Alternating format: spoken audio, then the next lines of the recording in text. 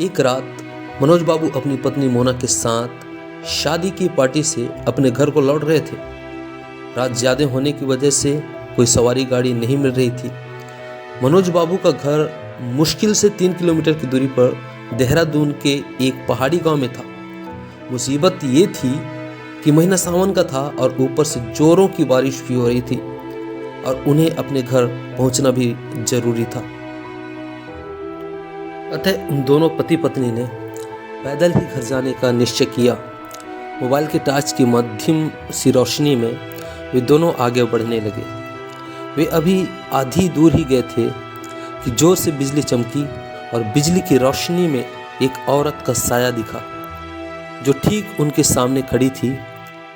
इस सुनसान सी सड़क पर रात के अंधेरे में अकेली औरत को देखकर उन्हें डर लगा और मन में तरह तरह के विचार आने लगे कि कहीं ये कोई।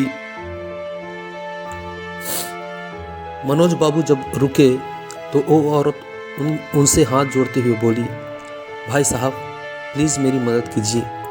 तेज बारिश और पहाड़ी ढलान होने की वजह से मेरी गाड़ी का एक्सीडेंट हो गया है।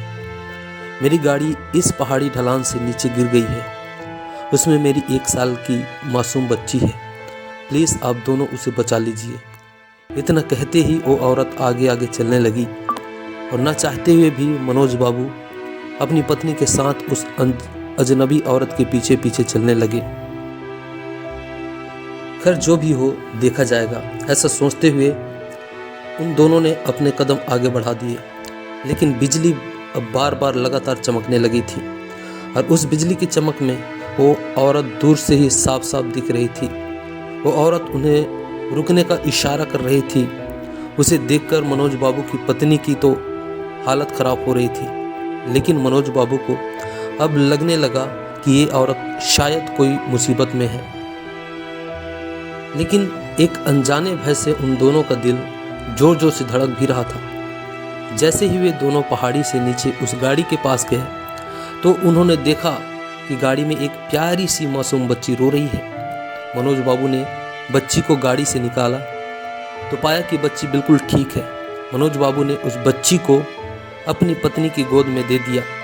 फिर मनोज बाबू को लगा कि ड्राइवर की सीट पर भी कोई है। जब वो आगे जाकर देखे तो उनके होश उड़ गए, क्योंकि ड्राइवर की सीट पर वही औरत खून से लथपथ होकर मरी पड़ी थी। मनोज बाबू को अब सब कुछ समझ में आ गया था। वे दोनों पति पत्नी बच्ची को अपने गोद में लेकर अपने घर की तरफ आगे बढ़ गए।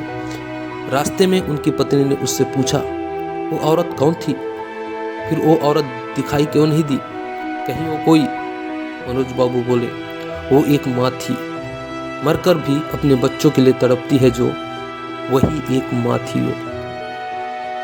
मनोज बाबू की ये कहानी सुनकर मेरी आंखों से आंसू निकल गए हैं। दोस्तों, अगर कोई मुसीबत में हो तो उसकी ज़रूर सहायता करें।